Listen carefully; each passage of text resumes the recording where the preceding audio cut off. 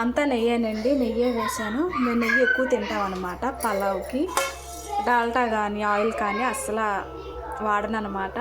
So పలావ్లోకి గీ అయితేనే చాలా అంటే చాలా టేస్టీగా ఉంటుంది, నాకు చాలా ఇష్టం అన్నమాట.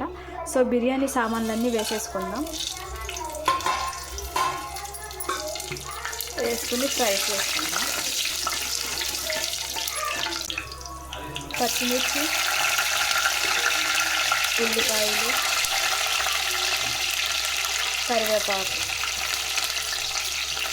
వేసుకోవాలి. నాకు బిర్యానీస్ అంటే చాలా ఇష్టం అన్నమాట. సో మా బావ బయట ఫుడ్ నాట్ అలౌడ్ కాబట్టి ఏదైనా ఇంట్లోనే తయారు చేసుకుని తింటా. అప్పటికప్పుడు తినాలనిపించినా కానీ తయారు చేసుకుని అంటే రెడీ చేసుకుని వండుకుని నేనే తింటాను అనమాట. నాకు అంత ఇష్టం బిర్యానీస్. నాన్ వెజ్ ఫుడ్ అంటే చాలా ఇష్టం. ఫ్రై అయిపోయినాయి. ఇప్పుడు టమాటా ముక్కల్ని యాడ్ చేసుకుందాం.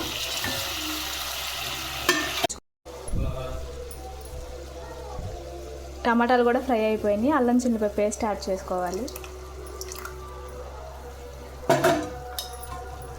అల్లం చిల్లిపాయ పేస్ట్ యాడ్ చేసుకుని తిప్పండి. పచ్చివాసన పోయేంత వరకు తిప్పుకుంటే బాగుంటుంది అన్నమాట. నేను ముందుగానే 2 గ్లాసు రైస్ కడిగి వాష్ చేసుకుని పక్కన పెట్టుకున్నాను. నేను 2 గ్లాస్ రైస్ తీసుకున్నాను. 2 గ్లాస్ రైస్కి 3 గ్లాస్ వాటర్ యాడ్ చేయాలి. 1 గ్లాస్ పోసాను. సో ఇది 2,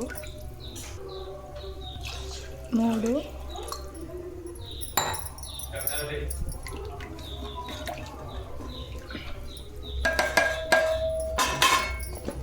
ఇప్పుడు ఉప్పు అనేది యాడ్ చేసుకోండి.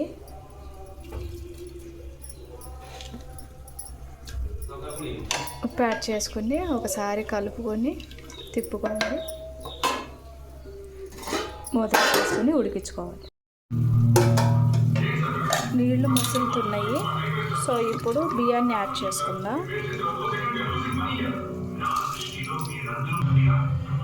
రైస్ యాడ్ చేసుకుని తిప్పేసుకుని మూత పెట్టేసుకుని ఉడికించేసుకోవడమే. పలావ్ అనేది రెడీ అయిపోయింది. భలే ఉంది.